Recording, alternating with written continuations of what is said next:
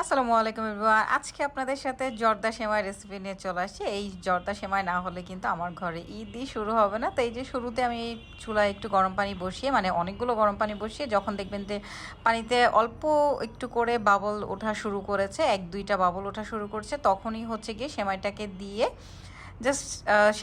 দিয়ে জাস্ট ভিজাবেন গরম পানিতে।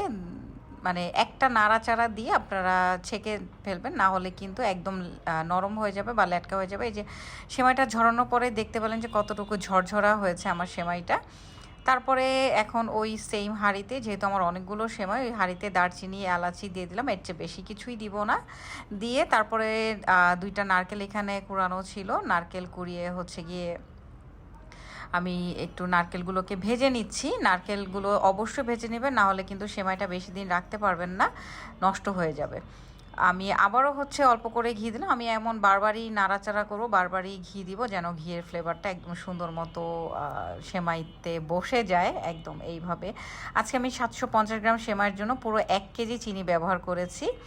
তো এই যে চিনিটা যখন দেখবেন হালকা একটু গলে আসছে বা চিনি থেকে অল্প একটু পানি বের হয়ে আসছে, তখনই হচ্ছে সেমাইগুলোকে দিয়ে দিবেন। এই যে দেখেন সেমাইটা একদম ঝরঝরা। আর এখানে পুরোপুরি 250 গ্রাম ঘি ছিল, পুরো 1 ডিবা ঘি দিয়েছি, আরও 100 গ্রামের মতো আমি পরে ব্যবহার করব। তো যত ঘি সেমাইটা তত বেশি মজা লাগবে। আপনারা মানে আমার এই সেমাইটা ঘিয়ের উপরেই থাকে বেশি।